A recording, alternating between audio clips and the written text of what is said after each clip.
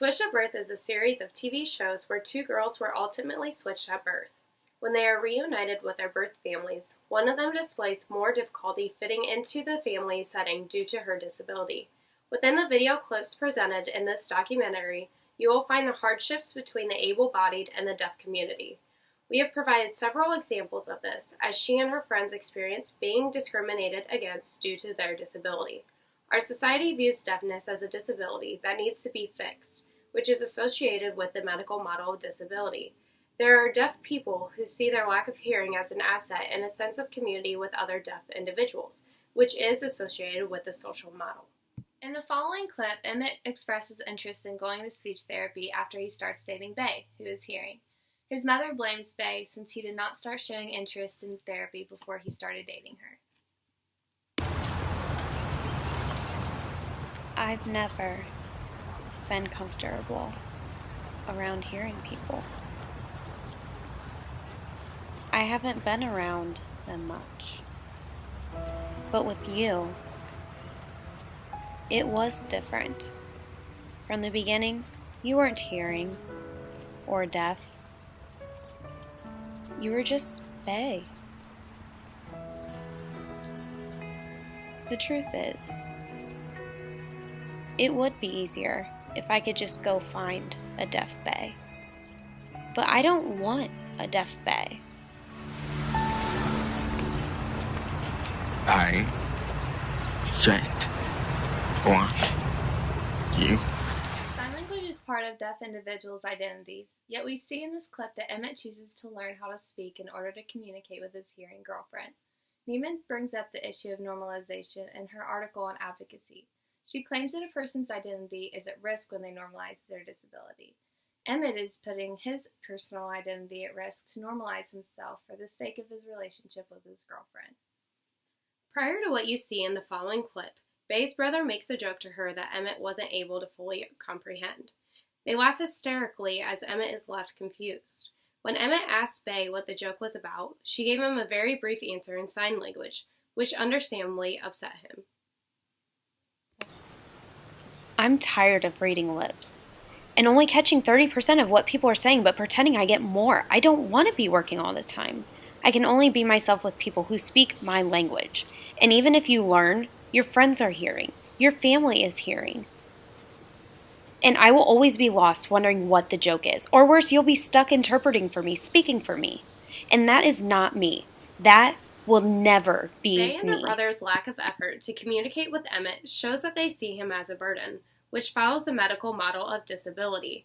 The social model of disability contradicts the views of people who see those with disability as the others. Mingus suggests shifting the idea of equality by trying to be equal to people with disabilities, rather than expecting them to be equal to us. In this next clip, Emmett's parents talk about the concerns of receiving a cochlear implant. His dad worries that by receiving a cochlear implant, he will be different from others in the deaf community and ultimately be shunned by them. But what if I hate it? What if it doesn't work? What if I lose my identity as a deaf person? You decide what your identity as a deaf person is, not anyone else, you. This clip presents the medical model of disability. Emmett's dad is interested in receiving a cochlear device, implementing a fix to his deafness. Also, he brings in the social aspect of the disability model by conversing his worries of not feeling like he will be a part of the deaf community once he receives his cochlear implant. Emmett's mom, who is part of the deaf community herself, expresses her support in receiving a cochlear implant.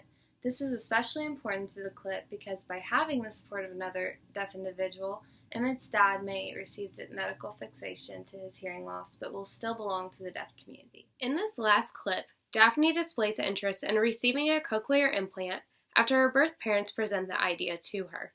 Daphne's mother is strongly opposed to the idea that her birth parents previously addressed. You know what's right, but you're letting these people pressure you because you're so desperate for their acceptance. Let them love you for who you are, not who they think you should be.